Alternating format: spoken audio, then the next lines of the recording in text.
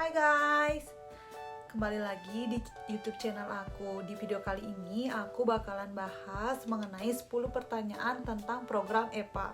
Bagi kalian yang belum tahu, program EPA itu adalah program kerjasama antara pemerintah Jepang dan pemerintah Indonesia di bidang kesehatan. Programnya itu ada dua, yaitu perawat di rumah sakit, penyaluran perawat di rumah sakit, dan penyaluran perawat untuk di panti jompo atau yang sering juga disebut dengan care worker atau caregiver. Pertanyaannya aku rangkum menjadi totalnya sekitar 10. Aku jawab satu persatu. Bagi kalian yang pengen tahu, tonton terus ya video aku ini. Thank you.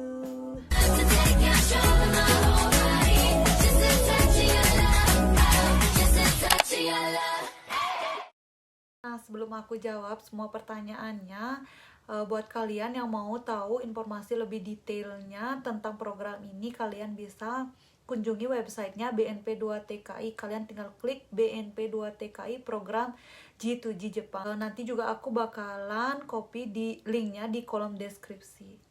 Kalian bisa lihat semua informasinya ada di sana.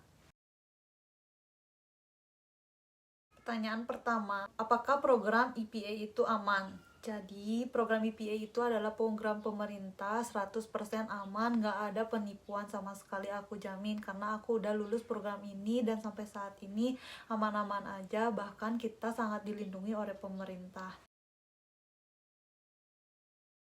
Pertanyaan kedua, berapa biaya untuk mengikuti program EPA ini? Jadi sebenarnya program ini tidak memungut biaya sepeser pun dari kita, tetapi karena beberapa ujiannya itu diadakan di Jakarta, kita membutuhkan biaya transportasi bagi kalian yang tinggal di luar Jakarta. Dan untuk biaya pengurusan dokumen saat ujian psikotes dan ujian kesehatan juga itu dipungut biaya, tapi di akhir kalau udah lulus semuanya, uang itu akan dikembalikan lagi. Pertanyaan ketiga, apa syarat khusus untuk ikut program G2G? Sebenarnya syaratnya itu cuma ada 3. Yang pertama yaitu kita lulus minimal D3 keperawatan. Yang kedua, maksimal 35 tahun atau tidak melebihi 35 tahun. Yang ketiga, untuk program G2G tahun ini, tahun 2020, itu mewajibkan untuk para kandidatnya lulus N5 atau memiliki sertifikat ujian kemampuan bahasa Jepang minimal N5. Untuk tes GLPT itu sendiri, kalian bisa ikut GLPT kalau bagi yang tinggal di Indonesia di bulan 12, atau buat kalian yang mau cari penyetaraannya bisa lewat LPK, Lembaga Pelatihan Bahasa Jepang itu, atau tempat-tempat kursus bahasa Jepang yang bisa mengeluarkan sertifikat secara resmi. Pertanyaan keempat, berapa lama kontrak kerja di Jepang? Untuk kontraknya, program care worker itu sendiri yaitu sebanyak 3 tahun, selama 3 tahun. Tetapi karena sebelum bekerja kita ada pelatihan bahasa Jepang selama 6 bulan, jadi kalau di total tinggal di Jepang selama 3,5 tahun. Pertanyaan kelima, ini khusus bagi kalian yang muslim. Saat kerja boleh pakai jilbab atau tidak? Jadi di tempat kerja saya beberapa teman-teman yang beragama muslim. Nah, sebenarnya itu adalah deal-dealan kita sama penerima kerja saat mensetsu atau wawancara. Ada beberapa tempat kerja yang tidak mengizinkan menggunakan jilbab saat bekerja. Ada juga yang mengizinkan tapi dengan syarat-syarat dan ketentuan tertentu, misalnya warna. Misalnya mereka milih warna putih ataupun warna hitam. Terus ukuran jilbabnya nggak pakai peniti atau yang langsung slup gitu aja. Kalian pastikan saat wawancara ketentuan jilbab yang boleh kalian gunakan itu seperti apa. Ada juga shisetsu yang sama sekali tidak mengizinkan pada saat bekerja itu mengenakan jilbab. Nah, kalau di tempat kerja saya boleh pakai jilbab asalkan tidak mengganggu. Warnanya pun tidak diatur asalkan tidak mencolok. Jadi boleh pakai yang bergambar-gambar bermotif, nggak apa-apa. Yang penting tidak mengganggu saat pekerjaan.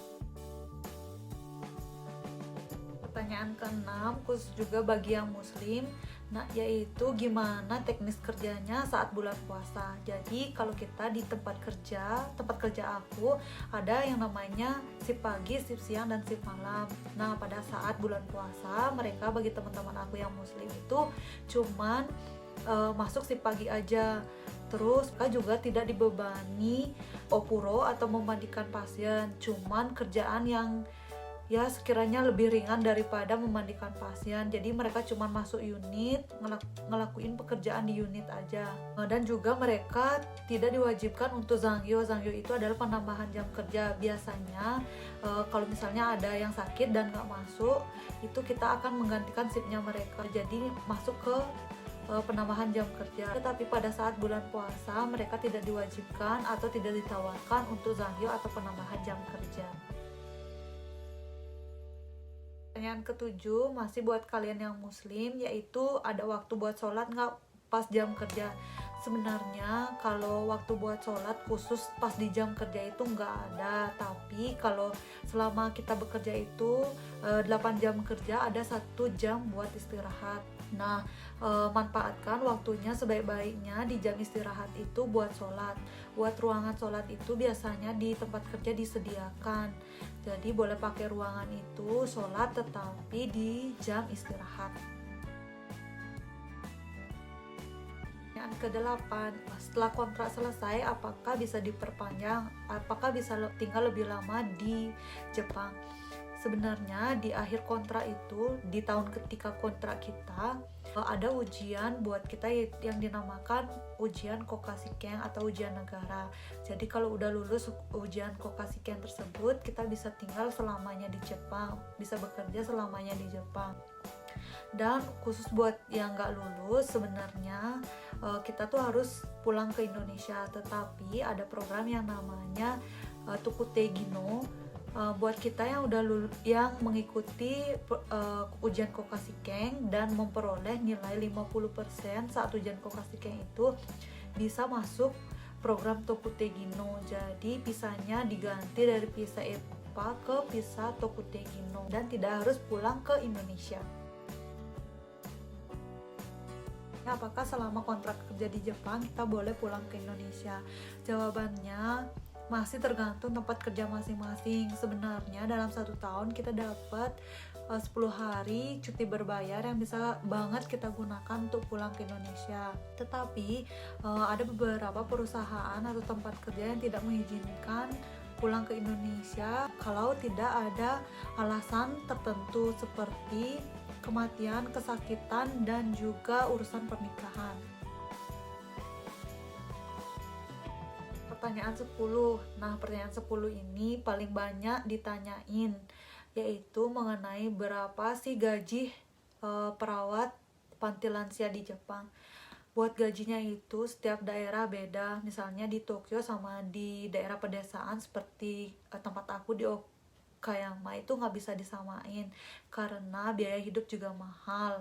Nah, buat kalian yang pengen tahu berapa biaya hidup dan berapa gaji aku di Jepang, aku udah upload videonya. Lihat video aku, nanti aku juga akan tambahkan linknya di kolom deskripsi. Segitu dulu video kali ini, semoga menjawab pertanyaan kalian. Bagi kalian yang kurang jelas dan ada pertanyaan mengenai program EPL ini, khususnya buat perawat yang kerja di panti lansia, bisa komentar di kolom komentar, aku usahain buat jawab pertanyaan kalian. Terima kasih.